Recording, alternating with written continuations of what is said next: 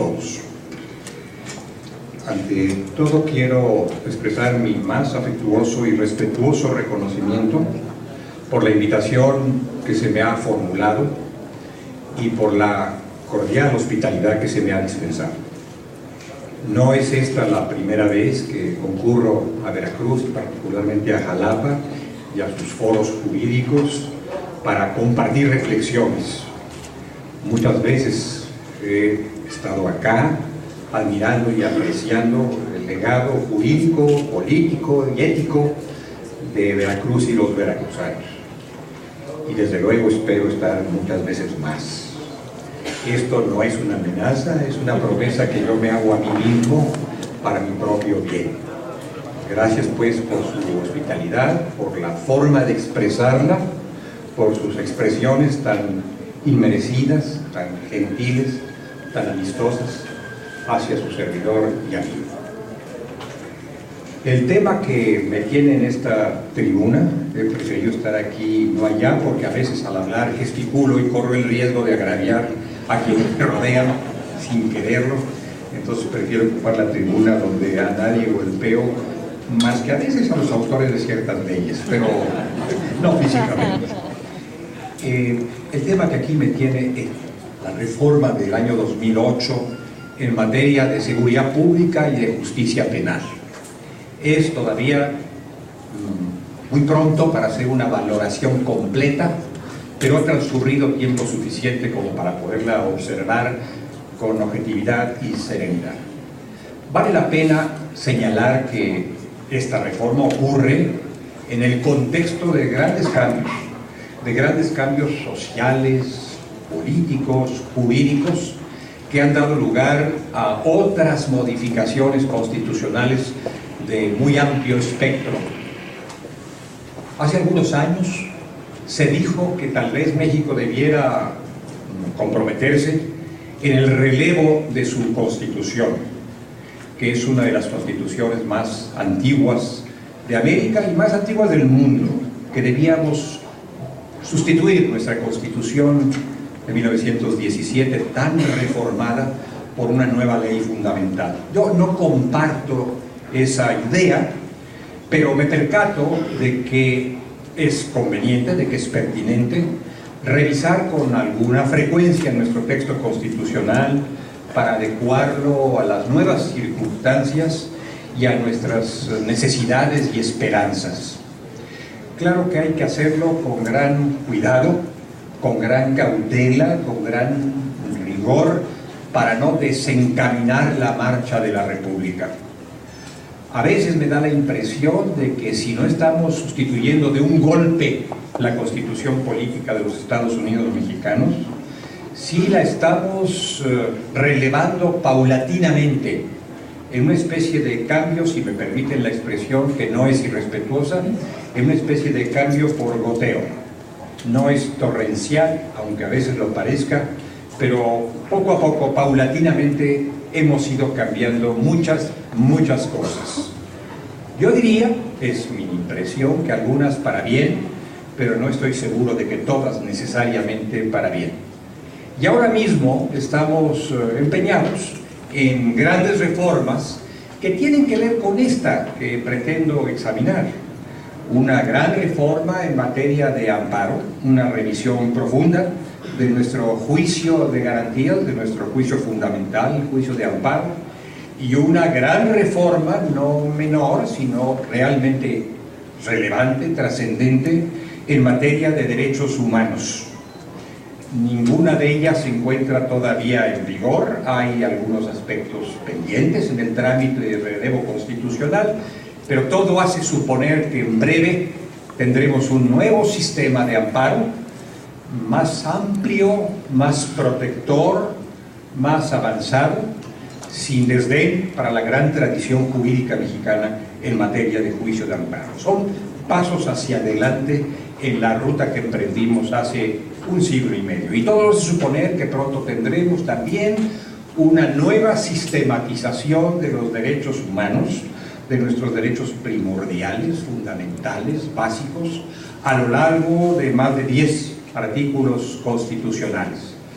A esto tendremos que ajustar la vida del futuro, como ahora pretendemos ajustar la vida de nuestra seguridad pública y de nuestra justicia penal a esta reforma del año 2008. Quiero decirles que no soy necesariamente un panegirista de la reforma en materia de seguridad pública y justicia penal, pero tampoco soy un detractor de la reforma. Quisiera ubicarme, e invito a que nos ubiquemos, en una posición de equilibrio, en una posición de prudencia, de objetividad, que nos permita ver lo mucho y muy bueno que hay en esa modificación constitucional y la línea del Señor. Hay de todo y vale la pena que veamos esa totalidad sin recogernos, sin refugiarnos, sin confinarnos solamente a alguno de los aspectos bondadosos o negativos de la magna reforma en materia de seguridad y justicia.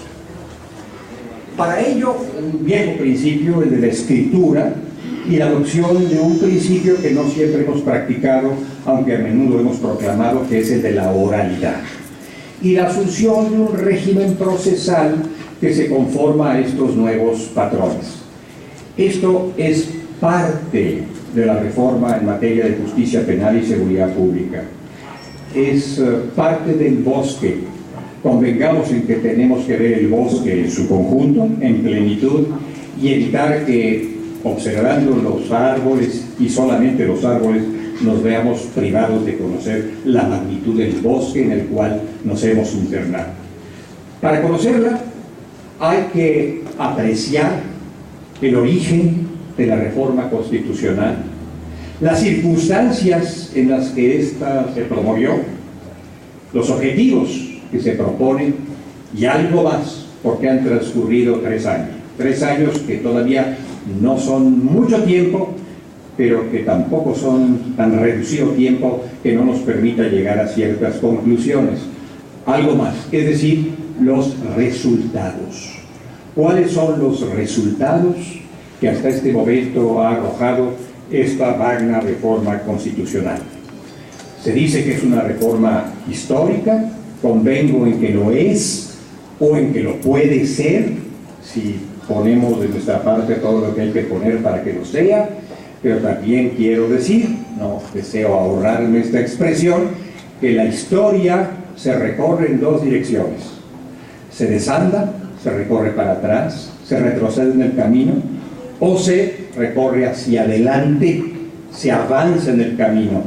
Veamos qué tanto hemos avanzado y avanzaremos, pero no olvidemos que eventualmente podríamos haber retrocedido o pudiéramos retroceder en el futuro. Estemos atentos a este doble rostro de la reforma en sus aspectos normativos y en sus aspectos aplicativos que apenas comienzan en el conjunto de la República. A través del debate que tengamos sobre la oralidad, a través del debate que tengamos sobre la justicia penal en estricto sentido, podemos valorar el conjunto de la reforma y algo más. Podemos valorar muchas de las cosas que actualmente están ocurriendo en nuestro país y algunas de las que eventualmente pudieran suceder. Bien, hablé de la circunstancia. 2 palabras sobre la circunstancia. Probablemente algunos de ustedes que me han hecho el honor, que han tenido la paciencia, que ratifican hoy, de escucharme alguna vez disertar en torno a este tema, recuerden que suelo invocar a un autor, no a un jurista, no lo teman ustedes, sino a un literato, aunque mis aficiones literarias no llegan tan lejos, pero en fin, algunas tengo, para tratar de describir la circunstancia que estamos transitando. Este literato es Mario Vargas Llosa. A través de una de sus novelas, no necesariamente de las más conocidas, de las más socorridas por los lectores, pero muy aleccionadora. Esa novela de Vargas Llosa se llama Lituma en los Andes. Hace no muchos días o semanas se entrevistó a Vargas Llosa y se le preguntó por qué había escrito esa novela. ¿Qué quiso decir a través de esa novela? ¿Cuál era su estado de ánimo ¿Cuál era la situación en la que estaba plantado cuando describió lo que describió en esa pequeña obra admirable? Déjenme recordar que Lituma es el nombre de un personaje, es el nombre de un oficial de la policía peruana al que se destaca en una remota posición, en un remoto centro policíaco en los Andes, en compañía de un colega de profesión, otro policía, cuando surgían muchos hechos en Perú que hacían muy inquietante semejante adscripción. Y Lituma, por lo tanto, representa la mirada, los ojos reflexivos, la experiencia analítica y crítica de lo que entonces estaba ocurriendo en Perú, y hoy quizás ocurre, no sé si en Perú todavía, pero en otras regiones de nuestra América, y acaso una de esas regiones pudiera ser con mayor o menor intensidad la nuestra. Interrogado pues sobre su novela, la forma en que la escribió, los porqués, lo que quiso decir, responde Vargas Llosa, y para no traicionar su pensamiento, lo cito literalmente según esta publicación de la revista de la Universidad Nacional. Escribí esa novela, dice, fundamentalmente con la idea de mostrar el fenómeno de viejos demonios enterrados que de pronto resucitan. Un fenómeno que aparece paralelamente a un momento de turbulencia social y política. Esa violencia, agrega el premio Nobel, emposada en el fondo de la psiquis colectiva, que resucita en una circunstancia de desplome de la legalidad, de absoluta inseguridad, en la que la razón puede ser completamente erradicada y sustituida por la irracionalidad, por las pasiones, los instintos, que conduce a que las prácticas que se atribuyen a pueblos primitivos cobren una fuerza contagiosa y provoquen inseguridad y sufrimiento. La lectura de este párrafo y la reflexión sobre estas ideas me invitaron a pensar en qué lugar cercano a mí, en qué lugar afín a mis experiencias, en qué lugar próximo a la conciencia de todos nosotros están pasando cosas como estas. Es decir, en qué lugar se ha convertido en gran tema nacional el tema de la violencia, de una violencia que ni siquiera las generaciones a las que yo pertenezco, que son generaciones de tiempo atrás, han conocido.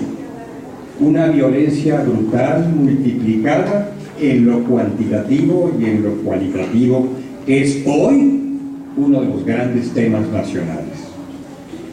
En el escenario de una sociedad moderna, así la llamamos, no es esta una sociedad primitiva, no es una sociedad en pie de guerra, revolucionaria o prerevolucionaria, es una sociedad moderna, urbana, crecida y creciente, hecha de piezas interconectadas e interdependientes, y con unos protagonistas, con unos personajes profundamente reformados, alterados, renovados, una nueva sociedad, una nueva juventud, un Estado en pleno proceso de cambio, una sociedad, unas sociedades diferentes que reciben el influjo de sus propias necesidades y de las experiencias internacionales. Es en esa circunstancia, es en esa situación que ocurre la gran reforma constitucional y que se nos replantea como tema de todo México, como tema de 112 millones de seres humanos, la cuestión de la violencia y la reacción del Estado frente a la violencia. Una reacción que tiene que ver con las normas. Nos estamos refiriendo, intentándolo, a una reforma constitucional, pero que también tiene que ver con las prácticas. Y no por atender a las normas dogmáticamente, podemos desatender las prácticas ignorándolas, porque, en fin de cuentas, estamos más inmersos en la realidad de esas prácticas que en la idealidad de esas normas. Hace algunas semanas, amigas y amigos, La Academia Mexicana de Ciencias Penales, que tengo el honor de presidir durante una breve temporada, publicó un desplegado en alguno de los medios nacionales expresando su viva preocupación por ciertos acontecimientos que estamos registrando. Dijo esa corporación con más de 70 años de antigüedad, pero con no muchas experiencias de estas características, que observaba el preocupante deterioro de las condiciones de seguridad pública y la afectación de derechos humanos con motivo de algunas acciones emprendidas por diversas autoridades, datos que son del dominio público. Ahorraré estadísticas y detalles porque estos datos son del dominio público. Basta ponerse unos minutos frente a la televisión, basta escuchar el discurso oficial inclusive, o abrir las páginas de los periódicos para verificar que esto efectivamente está pasando. Que mucha gente lucha para que no sea así, pero que finalmente está pasando. Reconocemos, se planteó la Academia, la necesidad de actuar con energía y eficacia en la recuperación de la seguridad pública. De esto no hay duda. Reconocemos que hay que actuar con energía y con eficacia, ambas cosas, pero rechazamos cualquier exceso que menoscabe el régimen de derecho establecido en la Constitución General de la República. Y para no navegar en mares vagos y abstracciones, concretó este organismo el porqué de sus preocupaciones, algunos fenómenos inquietantes. Dijo: preocupan la reaparición o reiteración de hechos tales como la práctica de torturas y tratos crueles, inhumanos y degradantes en el curso de investigaciones penales. Preocupa la desaparición forzada de personas, los arraigos, cateos y visitas domiciliarias ilegales, el uso de cuarteles como centros de detención de indiciados, las pésimas condiciones de vida y seguridad en muchos reclusorios del país, los abusos en perjuicio de migrantes, sobre los cuales nos preguntaban hace unos minutos los periodistas, abusos absolutamente inaceptables, absolutamente intolerables, y el maltrato a menores de edad en conflicto con la ley penal. Estas eran las advertencias que hacía la Academia, destacando que denunciar estos hechos no es militar en contra del Estado de Derecho, sino hacerlo en favor del Estado de Derecho. Es un derecho ciudadano y es un deber ciudadano para hacer alguna aportación, así sea la aportación del denunciante frente a una situación que nos acongoja. Y apenas hace unos días, casi un par de días, como se suele decir, el 26 de mayo de este mismo mes, pues, la Academia volvió a la carga en otro desplegado, reiterando su preocupación no solamente con el rumbo general de la legislación penal en México, que es inquietante, sino con algunos proyectos específicos de cambio normativo, como son la iniciativa de modificaciones al Código Penal Federal, que criminaliza a un enorme número de personas sin que éstas hayan tenido nada que ver realmente con la comisión de delitos, y que propicia cambios en la Ley de Seguridad Nacional que pueden resultar muy inquietantes para los derechos y las garantías de los ciudadanos. Pero para invocar también criterios de autoridad, y sobre todo criterios de autoridades que se encuentran inmersas en el tratamiento del fenómeno en el más alto rango, quisiera citar a un distinguido ministro de la Suprema Corte de Justicia de la Nación, el ministro José Ramón Cosío, también en uno de sus artículos, útiles artículos, en un medio nacional de comunicación. Ese artículo se denominó, en febrero, al final de febrero de 2011, la incierta reforma penal. Me hubiera gustado que pudiera denominarse de otra manera, porque no deja de ser preocupante que se considere que la reforma penal es incierta, donde debiera haber certeza, donde debiera haber seguridad. Lo que existe, a juicio del señor ministro, juicio que comparto, es incertidumbre. Dijo así: En el imaginario colectivo y en alguna medida en el profesional, esta reforma se limita a introducir novedades en la celebración de audiencias y en el modo de dictar sentencias. Esta es una equivocada manera de entenderla. Y a partir de esta equivocada manera de entenderla, se ha construido la expectativa de que su funcionamiento es solo un problema de jueces. Pero el asunto es infinitamente más complejo. No es una cuestión de jueces solamente.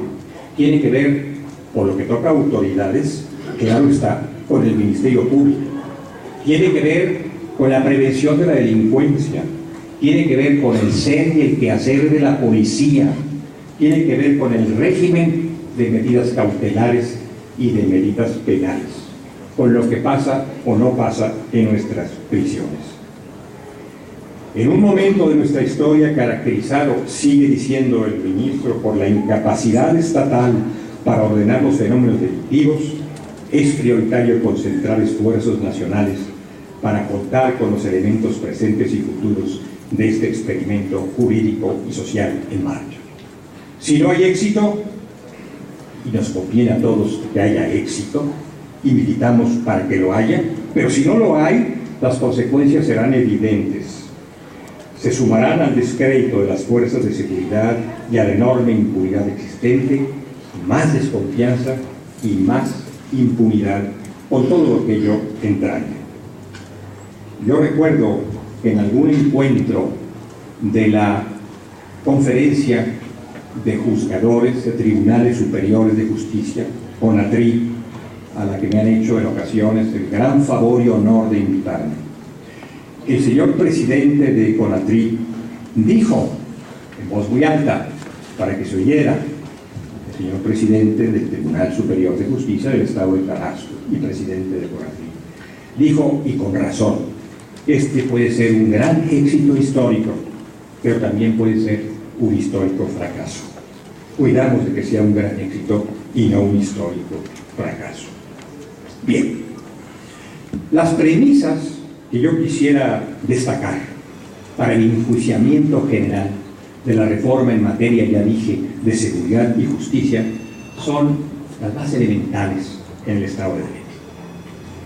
Primero, la importancia que tiene el régimen penal para el sistema democrático en general y los derechos humanos.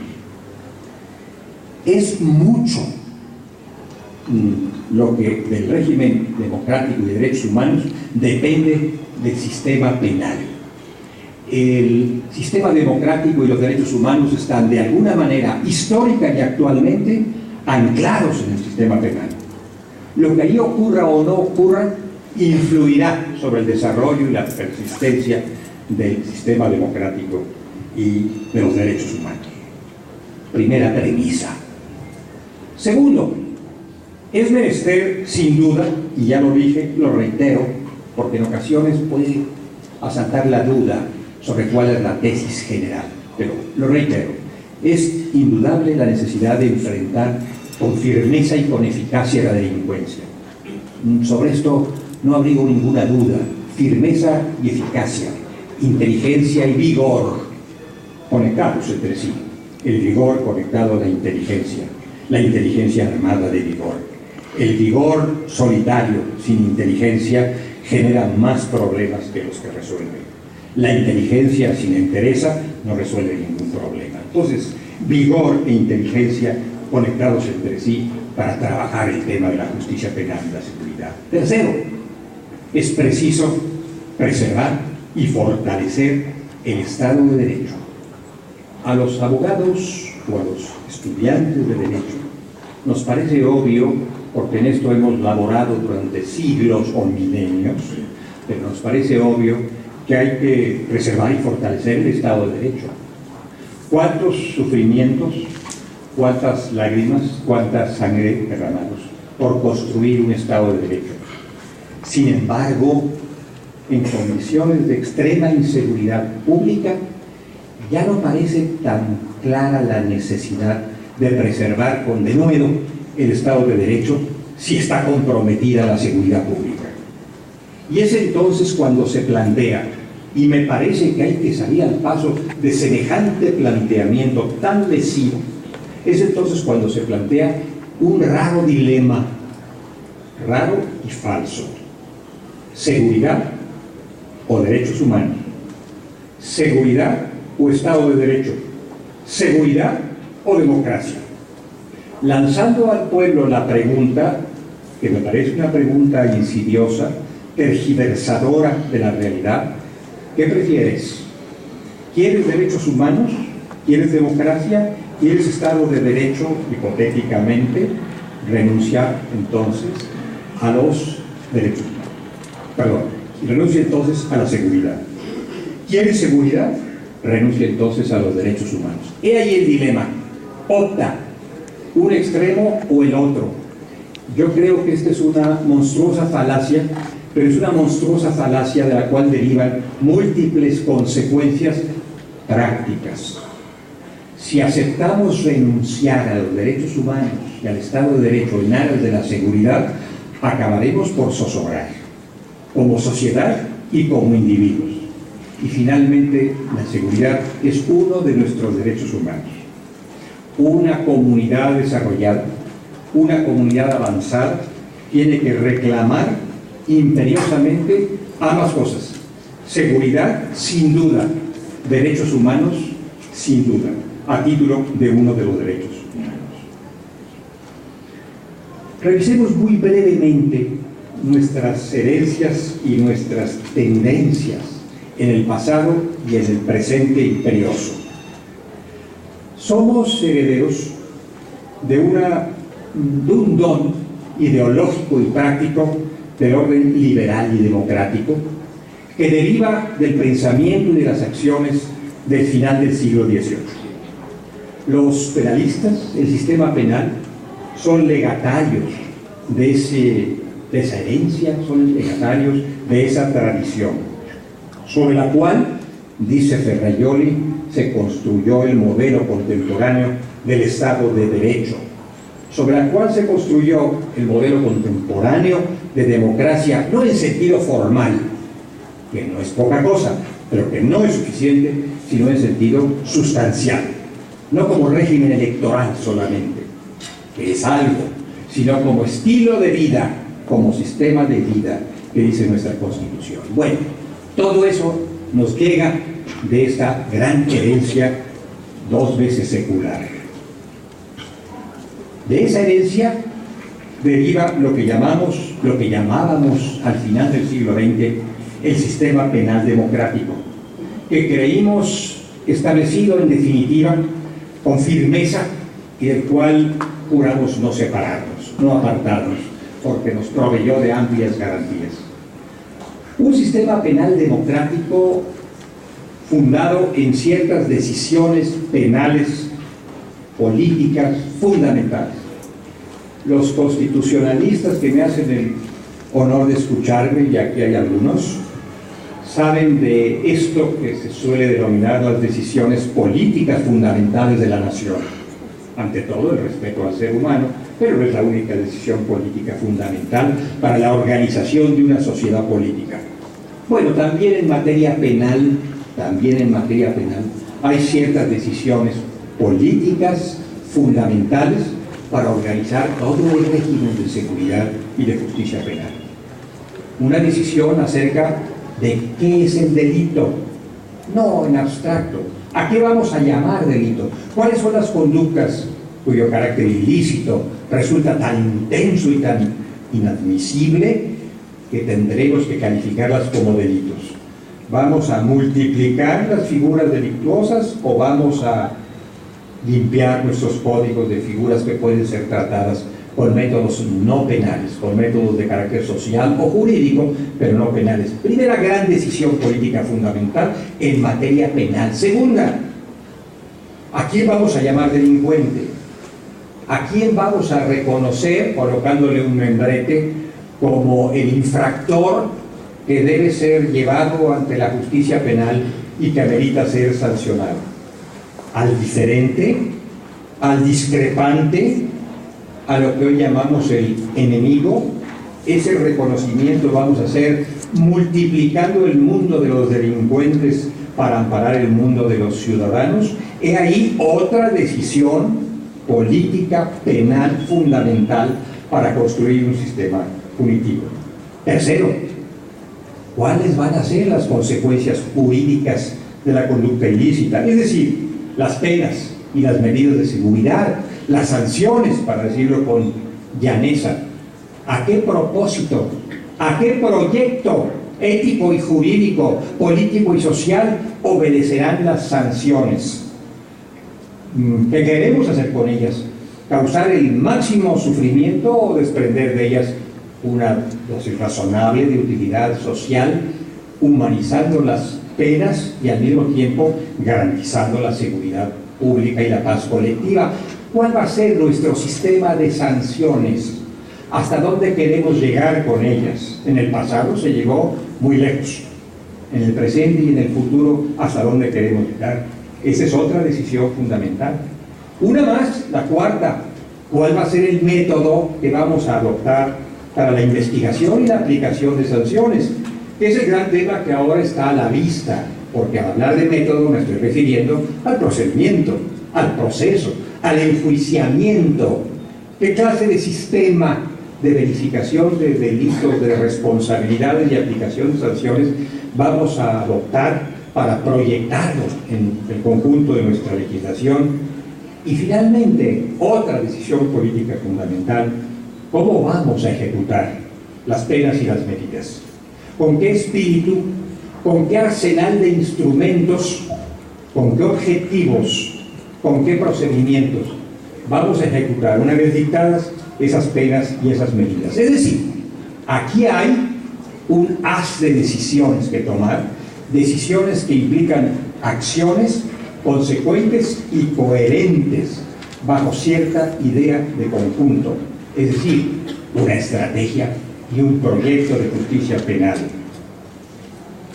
Creo que coincidiremos fácilmente, pero si no es así, bueno, doy mi punto de vista.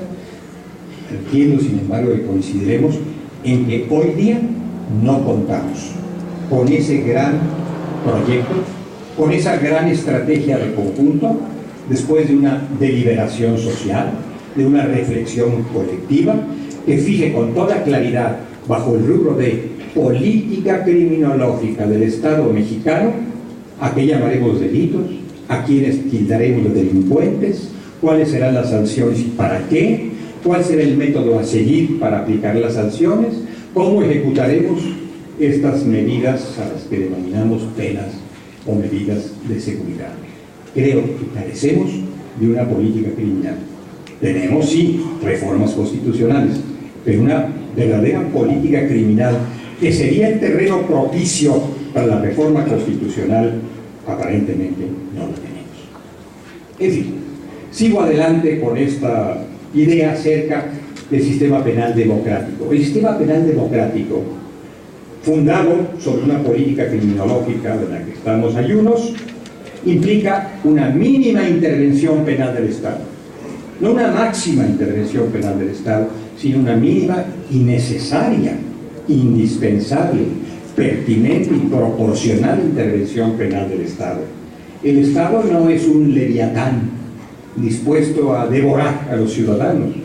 El Estado tiene que hacer lo que, perdonen la perogrullada, lo que tiene que hacer, pero no más que eso.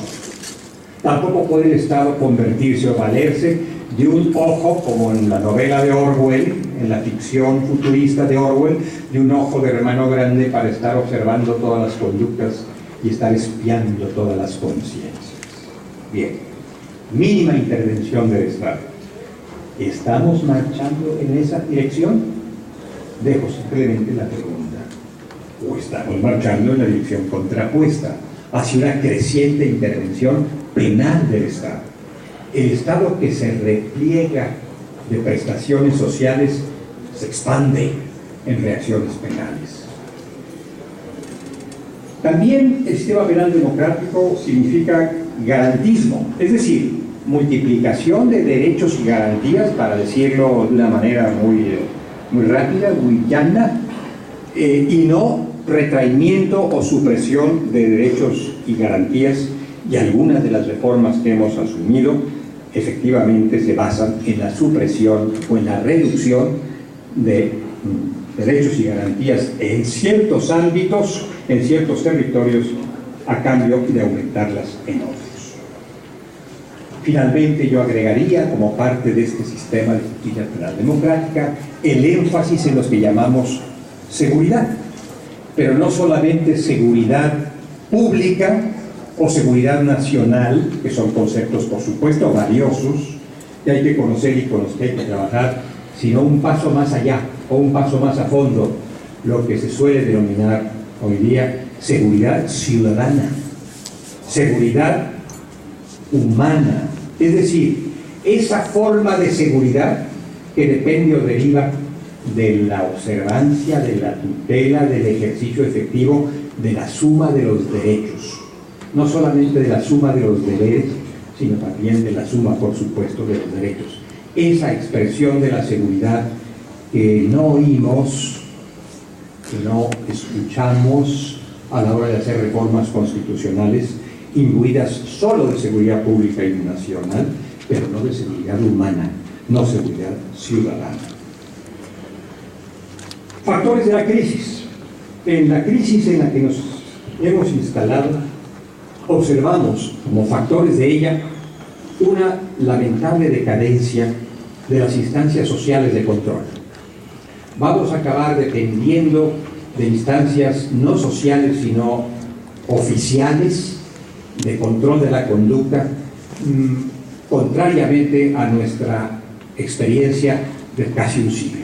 Dependimos para orientar la conducta de la eficaz acción de la familia, de la escuela, de la religión, de los centros de trabajo, de la religión, en fin, de una serie de factores, de una serie de elementos que no eran policía y fuerzas armadas. Esos otros elementos de control o de conducción de la conducta que realmente han decaído, han perdido hondura, han perdido eficacia. Segundo, hemos padecido y estamos padeciendo todavía una suerte de envejecimiento de las instituciones públicas llamadas a la prevención del delito y al enfrentamiento de la delincuencia, a la investigación y a la procuración. No parecen estar todavía a la altura de sus enormes responsabilidades contemporáneas. Han envejecido, o en todo caso, han hecho agua por varios costados y no están dando los resultados, no están rindiendo los productos que de ellos esperaríamos. Esto conduce a una suerte de desesperación social o de exasperación social. Sí, la sociedad está desesperada, está irritada, además de desesperada, y está reclamante, es reclamante de medidas drásticas, de medidas suficientes que logren contener la ola de criminalidad. Y es esto lo que recibe el legislador, es esto lo que recibe el gobierno como demanda popular. Y lo que en ocasiones, si no es adecuadamente encauzado o resistido, lleva a adoptar reacciones excesivamente autoritarias y a propalar una especie de doctrina que pretendería gobernar con el Código Penal en la mano. Bueno sería que gobernásemos con la Constitución en la mano, con los valores y principios de la Constitución, mucho más que con las amenazas y culminaciones del Código Penal. Sin embargo, nos vamos viendo confinados ante una serie de frustraciones al Código Penal como instrumento, como herramienta de gobierno. Es obvio que cuando hablo del Código Penal no me refiero solamente a ese pequeño librito así llamado, sino a la legislación penal punitiva en su conjunto. Algo más. En este camino, en este proceso, quisiéramos tener, para que nuestra travesía fuese muy segura o más segura, un solo sistema penal, un sistema penal nacional que necesitamos. Estamos en riesgo de tener más bien 32 sistemas parciales, 32 sistemas particulares en el que cada una de las entidades federativas más la federación eche a volar su talento, sin duda, también su imaginación, y culminemos en un régimen absolutamente heterogéneo.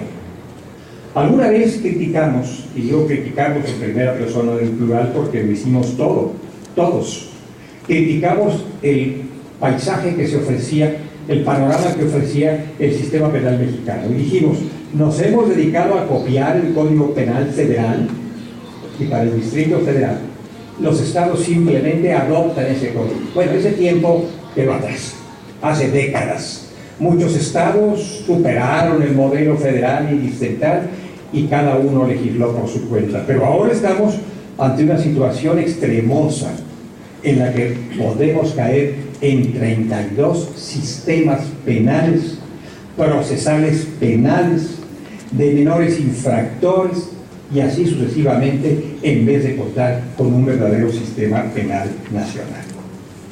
Otro dato que no quiero ignorar es el transcurso del tiempo, amigas y amigos. El tiempo sigue pasando.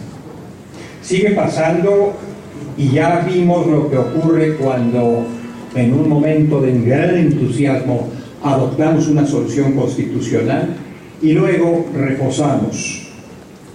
Se dice que Dios creó el mundo en 7 días y después descansó. Sí, pero ese es Dios. El Estado no puede darse esos lujos.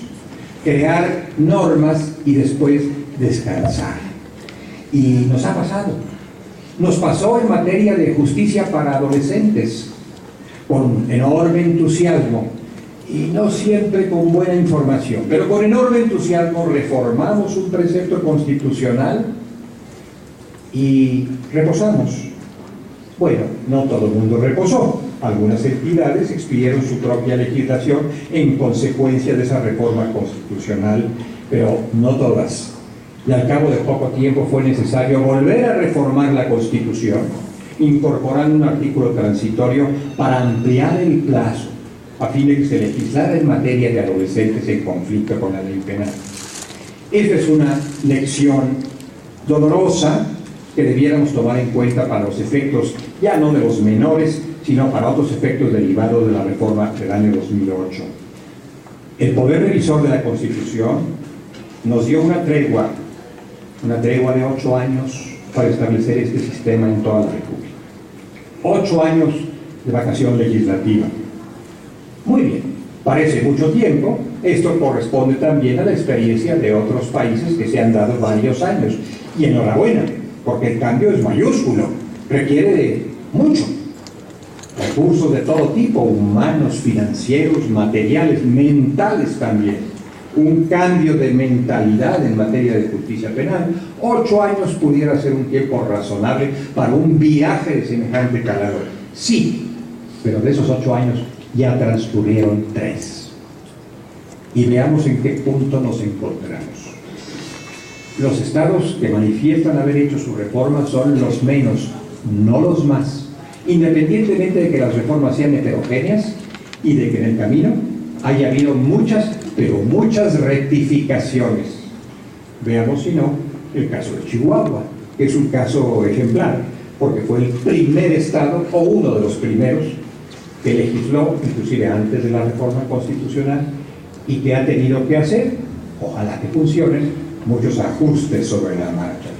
Decenas y decenas de cambios de un sistema penal establecido con gran entusiasmo. Así que el tiempo que resta debiera ser muy bien aprovechado. Pero hay otro plazo que me preocupa infinitamente más, porque estos 8 años son para el sistema acusatorio en general, pero hay un plazo específico en materia de ejecución de sanciones o ejecución de penas, también establecido a propósito del artículo 18, que dijo que íbamos a cambiar de adaptación social por inserción social, y que agregó a los factores de la inserción el deporte, la salud y los derechos humanos pronto, con la reforma que actualmente se encuentra en marcha. Bueno, contenga lo que contenga, se anunció un gran cambio y se fijaron 3 años. 3 años para conseguir ese gran cambio y aplicar en plenitud la reforma al artículo 18. Esos 3 años están por cumplirse dentro de menos de 3 semanas. Es decir, ya no tenemos tiempo. ¿Y dónde están? ¿Dónde están a lo largo y ancho de la República los nuevos reclusorios, el personal calificado? ¿Dónde están los jueces de ejecución? Si los hay en algún lugar, y ese lugar es este, hago la salvedad. Si los hay en algún lugar, y probablemente en algún lugar los hay, pero en la gran mayoría no los hay. En la gran mayoría la situación de las prisiones es la misma, sino peor que antes de la reforma, y los jueces de ejecución no existen. No vaya a ocurrir lo que ocurrió con los jueces para adolescentes, que han sido investidos de una denominación sin tener la sustancia para merecer esa denominación. No vayamos a caer en la ilusión de nombrar jueces de ejecución a quienes realmente no cuentan con las características para hacerlo, como nombramos jueces para adolescentes a quienes tampoco contaban con la especialización indispensable para asumir tan delicadas funciones. Bueno, eso lo tenemos a la vuelta de la esquina, lo tenemos a 3 semanas, lo tenemos en el mes de junio, estoy hablando en mayo, pero para que termine mayo faltan apenas unas cuantas horas. En el mes de junio tendríamos que haber logrado todo lo necesario para que entre en plena vigencia este sistema de inserción social basado en todas las cosas que ya hay. Ojalá que logremos en 3 semanas lo que no hemos podido lograr en 3 años. Si somos diligentes y milagrosos, pues tal vez lo logremos. Un fenómeno más que no quiero olvidar es la nueva función de la sociedad. Algo verdaderamente insólito que no habíamos visto. Al frente de la nave habíamos visto, o por lo menos yo había visto, a muchos capitanes formales, capitanes con su gorra de capitán y todos sus velones, los obligados oficiales a encabezar el cambio. Parece que ya no abundan estos capitanes y que esto ha determinado un nuevo rol de la sociedad, de lo que llamamos la sociedad civil. Ya no la sociedad política, ya no el gobierno solamente, no quisiera ser injusto, sino la sociedad civil, es decir, el pueblo. El pueblo también, para hablar con llaneza, al que llamamos generalmente sociedad civil. Es una sociedad distinta. Ha surgido, o está surgiendo, está emergiendo de todas estas angustias una sociedad diferente, más informada y por ello más consciente, más crítica, cada vez más organizada, todavía no suficientemente, pero más organizada de lo que estuvo hace algunos años, y más demandante con algo que parece ser angustia, pero que también es irritación. Si ustedes recuerdan datos y nombres de estos mismos días, probablemente podrán identificar al frente de estos grandes movimientos sociales, de estas reclamaciones sociales, a personas de la sociedad civil, a aquella señora que se dedicó a buscar a los responsables del secuestro y asesinato de su hijo, hasta encontrarlos. Aquel señor que en una sesión del Consejo de Seguridad Nacional dijo algo así como: si no pueden, renuncien. A un sacerdote dedicado a la defensa de los derechos de los migrantes en una unidad en el camino de la migración, que ha hecho reclamaciones enérgicas a las autoridades por la desatención a este problema, y a un poeta con una capacidad admirable de convocatoria, que ha promovido marchas y protestas y lo sigue promoviendo hasta el día de hoy, y que antes se dedicaba a las letras, ahora hace activismo social y encabeza protestas, reclamaciones y manifestaciones que en un primer momento tuvieron que ver con una solicitud de justicia en relación con el secuestro y el asesinato de su hijo, pero que ahora se han desarrollado mucho más allá de esta petición, que es una petición respetabilísima y que entrañan ya temas de otro orden, temas penales, temas de seguridad, pero también temas de justicia. He ahí el nuevo papel de la sociedad. Bien, ¿cómo andamos de tiempo, señor presidente? Porque usted sí es el capitán. ¿Sí? Bueno, unos minutos más para poder entrar en algunos temas de la reforma. Muchas gracias.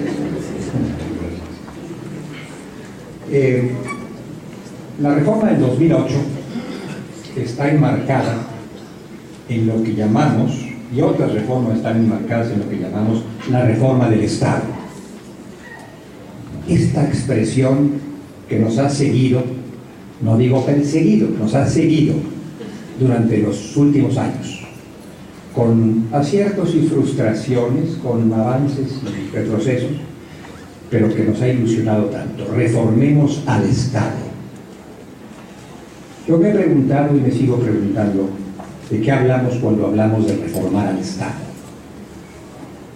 Hablamos de modificar las reglas de trato entre los poderes, entre los poderosos. Son normas de cortesía y de poder entre los más fuertes. ¿Cómo se van a comunicar las cámaras entre sí? ¿Cómo se va a comunicar la federación con los estados con los municipios, el poder judicial con los otros dos poderes, locales o federales? ¿Eso es la reforma del Estado?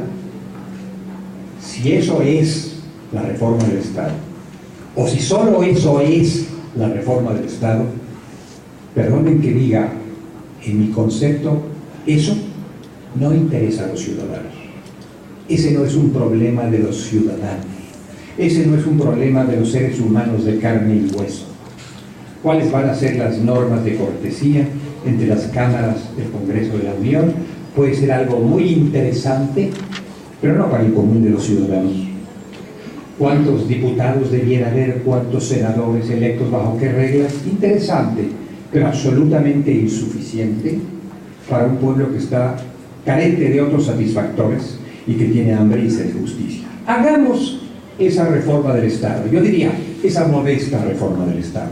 Pero también hagamos la otra reforma del Estado.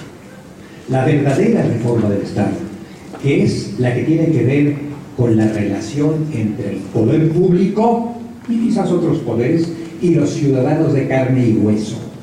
Y esto ya no tiene que ver solamente con el puente entre dos cámaras, sino con el puente entre el Estado y los ciudadanos, para que por ese puente pasen la educación, la salud, la seguridad, el bienestar, la paz, la seguridad de nosotros y de nuestros hijos. Esa es, a mi modo de ver, la profunda, la radical, la verdadera reforma del Estado. La modificación de las reglas de trato entre el Estado y los ciudadanos. Y si esa no es la verdadera reforma del Estado, bueno, me temo que esa es la que les interesa a los ciudadanos, porque es la que tiene que ver con su vida diaria. No somos cotidianamente electores, tampoco somos diputados, tampoco somos senadores. Ojalá lo fuéramos, todos los aquí presentes. Qué cámaras estupendas tendríamos, pero no lo somos. Lo que sí somos es seres de carne y hueso, personas que tienen que habitar, que tienen que comer, que tienen que cuidar su salud, que tienen que educar a sus hijos, que tienen que ampararse en un régimen de seguridad y paz pública. Eso sí lo somos. Y supongo que, como eso es lo que somos, eso es lo que nos interesa cuando hablamos de la reforma del Estado. Bueno, pues estas modificaciones han transitado bajo la bandera de la reforma del Estado. En materia penal, constitucional, paso a referirme a la Constitución, en materia penal constitucional, las reformas fueron pocas y benévolas a lo largo de 70 años. En realidad, las reformas tuvieron que ver más bien, las reformas constitucionales tuvieron que ver más bien con cuestiones políticas y con garantías sociales. La organización del poder público y los derechos sociales de los individuos estampados en la Constitución. Pero con la justicia penal poco nos medimos, como no fuera para cuestiones concernientes a la readaptación social, al trato de los menores infractores, a los contraventores de normas de policía y buen gobierno, temas importantes pero escasos y no de una gran entidad. Algo ocurrió en nuestro mundo que a partir de 1993, no está tan lejos, 1993, ni siquiera 20 años, se multiplicaron las reformas penales. Y hemos tenido de 94 a 2010 14 decretos de reforma constitucional en materia penal. 1994, la reforma judicial hecha sin jueces, pero la reforma judicial hecha con gran cuidado, pero sin la presencia o la participación de los juzgadores. Si me equivoco, que me dispense. Seguramente sí intervinieron los jueces, pero no los vimos. No se les invitó, no es que no quisieran. 1996, abundantes reformas procesales penales. 99, más normas procesales con ribetes autoritarios. 2000, derechos del ofendido. 2001, cumplimiento de pena. 2004, seguridad nacional. 2005, Corte Penal Internacional. 2005, conocimiento de delitos federales por autoridades comunes. 2005, abolición de la pena de muerte. 2005, justicia para adolescentes, 4 reformas constitucionales penales en un solo año. 2008, la amplia reforma a la que hemos aludido. 2009, Ley General sobre Secuestro. 2009, transitorio sobre justicia para menores en conflicto con la ley penal. Bueno, hemos tenido pues un diluvio de reformas constitucionales en materia penal. Si la reforma de las leyes resolviera los problemas de la seguridad y la justicia, tendríamos condiciones idílicas de seguridad y de justicia, porque han llovido reformas penales y seguirán lloviendo. Pero algo pasa con las leyes que por sí solas no resuelven los problemas. Dijo alguna vez don Emilio Rabasa, el viejo Emilio Rabasa, el gran constitucionalista chiapaneco: hemos confiado en la ley como gran factor para resolver todas nuestras angustias, nuestros problemas, pero la ley escrita por sí misma ha demostrado siempre su incurable incompetencia. Por sí sola no resuelve prácticamente nada. Se requiere bastante más que legislación. Bueno, eso dijo un viejo jurista del siglo XIX, probablemente equivocado. Y probablemente el diluvio legislativo sí ha resuelto muchas cosas que no alcanzamos a percibir. Cuando se echó para adelante la reforma del año 2008, hubo lo que tenía que haber una suerte de diagnóstico de cuáles eran los problemas que esa reforma estaba llamada a enfrentar y a resolver. Es natural que se intente establecer una reforma sobre un diagnóstico de males sociales, de lo contrario sería absolutamente caprichosa. No se sabría a qué fin quiere servir. Y ese diagnóstico, diría yo que es un diagnóstico muy puntual y muy veraz, fue formulado por todos los actores de la reforma, por todos los que intervinieron en la reforma. No la sociedad civil, por supuesto, pero sí los actores oficiales.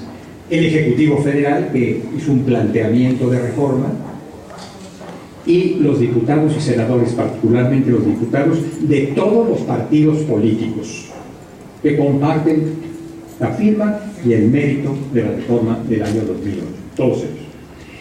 Y los temas, los males, las dolencias sociales que tendría que combatir la reforma, según estos actores, según su propio diagnóstico que consta en los trabajos preparatorios de la reforma, oportunamente publicados, eran: primero, la impunidad; segundo, aunque el orden no necesariamente era eso, pero bueno, para efectos descriptivos; segundo, la corrupción; tercero, la incompetencia, si no pueden renunciar; y cuarto, la desactualización de normas, el envejecimiento.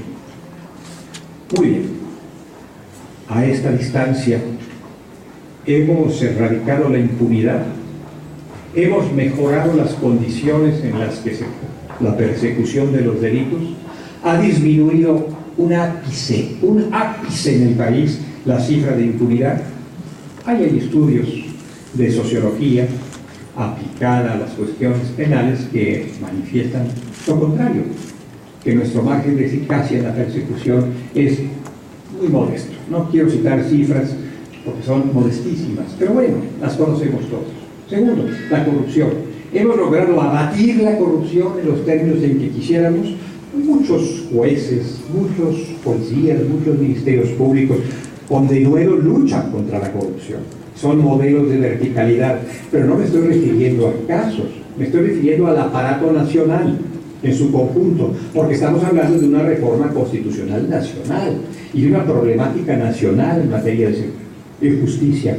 Hemos logrado avances, pues ahí están los informes de estos organismos llamados Transparencia Internacional, Transparencia Mexicana. Si nos atenemos a ellos, parecería ser que todavía no. De incompetencia, pues ya he dicho otras cosas. Eso sí, del cuarto factor sí hemos hecho bastante, la desactualización de normas. Claro, para eso basta con una noche de desvelo de los legisladores, con un momento de entusiasmo de los legisladores que se aboquen con gran decisión al cambio normativo. Y eso sí que sabemos hacerlo. Como anécdota, solamente como anécdota, el dictamen de la Cámara de Diputados del Congreso de la Unión sobre la reforma, entonces en 2007 para generar la de 2008, se produjo, que es el documento básico de la reforma, se produjo el 10 de diciembre de 2007. El dictamen de la Cámara de Senadores, turnado el proyecto, turnada la minuta, Senado de la República, se produjo el 13 de diciembre de 2007. 2 días más tarde, 3 días más tarde. Hubiera sido interesante que fuera el 12 de diciembre, pero no fue el 12 de diciembre, que seguramente hubo receso. Fue el 13 de diciembre, pero son 72 horas. El tiempo para un auto, no de formal prisión, de vinculación a proceso. Bueno, es así como hemos enfrentado los factores de... Dije yo que es una reforma claroscura, y con esto termino ya con gran premura, señor presidente, señores magistrados, amigas y amigos. Dije yo que hay aspectos claros y oscuros. Celebro el acento que la reforma pone en inmediación, en oralidad, en publicidad. Todo esto que es bondadoso de suyo, conceptualmente bondadoso, ya estaba en la Constitución de 17. Todo. Pero es bueno poner acento. Es bueno poner énfasis, es bueno subrayar o destacar. Qué bueno que se ha hecho. Me parece también plausible que se haya incrementado el catálogo de garantías del inculpado y de la víctima. Con buena mano, con buena imaginación, se amplió el elenco de sus derechos y garantías.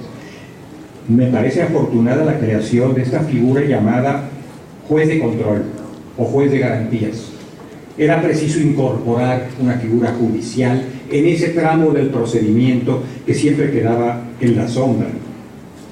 Es positivo que hayamos judicializado, que lo estemos intentando, la ejecución de sanciones, porque no puede quedar sujeta a la discreción de las autoridades administrativas la suerte del condenado. Proveemos muchas normas y garantías para el procesado y el condenado queda al garete, queda exento de toda protección. Qué bueno que se pueda disponer de un juez de garantías que no es un carcelero, que es el custodio de los derechos de la persona sujeta a pena privativa de libertad. Enhorabuena que hayamos rechazado enfática y totalmente la prueba ilícita, declarando que esto es inadmisible. Y muy bien que también cambiemos el acento, digo yo, sobre la defensa pública, sobre la defensa en general, pero en particular sobre la defensa pública, a sabiendas de que la gran mayoría de los casos penales están en manos de defensores públicos o defensores de oficio, no de defensores particulares que son minoría para la minoría de los casos. Son los esforzados defensores públicos ojalá haya algunos en la audiencia que me oigan elogiarlos, está en manos de los esforzados defensores públicos, que son muy pocos y no siempre suficientemente estimulados, la defensa de la gran mayoría de los casos. Bien, las otras reformas, u otras reformas, porque no pretendo votarlas todas, son inquietantes. La reducción de garantías para el ejercicio de la acción penal, o el libramiento de una orden de prisión, una orden de captura, o la emisión de un auto de vinculación a proceso, que ya aprendí que no es un acto de autoridad, sino de comunicación procesal. Es para que el inculpado se entere de que lo están procesando, pero en realidad no lo están procesando, sino que se lo están informando. No es un acto de autoridad. Bueno, eso, las reglas, las normas, han previsto una reducción drástica de garantías. Y esto tampoco es una interpretación, lo dicen los propios documentos de la reforma. Con la esperanza de que el juez, los señores jueces, remedien las injusticias que se cometan en la investigación que practican las autoridades que intervienen previamente. Qué bueno que los jueces van a corregir los errores, a ver cómo rescatan el tiempo pasado en prisión preventiva dentro de este sistema de corrección. Ministerio Público y Policía Judicial. Yo tengo un gran respeto por el Ministerio Público. Muchos años de mi vida he tenido el privilegio de trabajar para el Ministerio Público y lo sigo respetando y queriendo como una gran institución, producto, contemporáneamente producto del ímpetu de la Revolución Mexicana y de la Constitución de 1917. Pero me preocupa lo que yo interpreto como una liberación de la policía con respecto al Ministerio Público.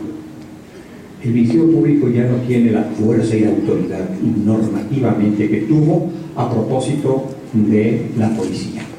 Y esto puede generar un distinto tipo de relación entre la policía, no el Ministerio Público, la policía y los ciudadanos. Ojalá que pronto podamos abordar de nueva cuenta un tema que pasó de noche, aunque estaba en la mente de todos, la autonomía constitucional del Ministerio Público. Ese tema estaba en el ambiente, pero en el nuestro, porque en el constituyente aparentemente no, porque no se le dedicó ningún debate, ninguna deliberación. Me parece muy bien que se trate de agilizar el despacho de los asuntos penales y de proveer soluciones alternativas. En realidad, amigas y amigos, el corazón de la reforma, desde el punto de vista judicial, desde el punto de vista del proceso penal, no está en el sistema oral, está en las soluciones alternas, en las alternativas al proceso, que son la inmensa mayoría de las soluciones penales. Si no, vean ustedes las estadísticas de las entidades federativas de penitencia. O sea que ahora vamos a tener, estamos empezando a tener una justicia convencional, una justicia de acuerdos entre el Ministerio Público y el inculpado, su defensor, o entre víctima y victimario. Esto, que es el secreto para la buena operación de la reforma de 2008 en materia de justicia penal, no otro, esto tiene también sus luces y sus sombras. Puede traer consigo estupendos resultados, pero también puede traer resultados desfavorables. Si se trata de asuntos negociables, disponibles, de escasa relevancia social, que pueden por lo tanto ser materia de transacción, pues mejor saquémoslos del Código Penal y llevémoslo a donde debe llevarse, a la legislación administrativa o a la legislación civil. Pero bueno, no quiero emprender este tema, que es un tema muy complejo. Privación de libertad. No quiero extenderme en el tema del arraigo, muchas veces lo he hecho, me parece absolutamente improcedente. Lo introduce la Ley Federal contra la Delincuencia Organizada, es una anticipación de la prisión preventiva bajo un nombre piadoso, arraigo domiciliario. Pero el domicilio no es de ser inculpado, sino del Ministerio Público. Entonces es una institución de confianza para el Ministerio Público, no para el inculpado. Y las medidas cautelares, como las tiene prevista la Constitución, me limito a decir que violan flagrantemente el derecho internacional de los derechos humanos. Porque muchas de estas medidas cautelares no son en realidad medidas procesales requeridas por el proceso para evitar la fuga, la evasión, la sustracción del inculpado o para que no se estorbe el proceso, sino que son medidas punitivas. son medidas sancionadoras de quien antes cometió un delito o de quien está siendo procesado en algún tribunal por algún otro delito o de quien pertenece a cierta categoría de infractores, no en función de sí mismo, por lo tanto, sino en función de la categoría criminal a la que pertenece. En fin, esto no requiere mucha exploración para que nos percatemos de que es absolutamente incompatible con el derecho internacional de los derechos humanos que estamos comprometidos a observar y a cumplir. Me temo que si alguna vez se planteara ante un tribunal internacional, y llegará el momento, la decisión que ese tribunal internacional adopte no va a ser necesariamente favorable a lo que actualmente dice nuestra ley fundamental, pero no me adelanto a los acontecimientos. En fin, me entusiasma el abordaje de todas estas materias, pero me entusiasma sobre todo hacerlo ante quienes tan generosamente me obsequian su hospitalidad y me tienen paciencia, y hacerlo como he tratado de provocarlo, no hablando tanto de artículos, fracciones, incisos, que algunos he citado, pero muy poquitos, sino hablando de circunstancias de operación, del ambiente, del clima en el que nos encontramos, no el clima cálido de Jalapa, sino el clima de inseguridad pública en el que se encuentra la nación, y tratando de desentrañar cuál es el origen, cuáles son los objetivos, y sobre todo tratando de ver cuáles son hasta el momento los resultados y cuáles pudieran ser los resultados del futuro, no solo desde el punto de vista del control de la delincuencia, que podremos lograr, eso es madera, que podremos lograr, sino desde el punto de vista del imperio de los derechos humanos y la democracia y del Estado de Derecho. No vaya a ser que, queriendo librarnos de ciertos males, dejemos que estos males subsistan y caigamos en otros que pudieran llegar a ser peores que los que estamos tratando de corregir. Muchísimas gracias.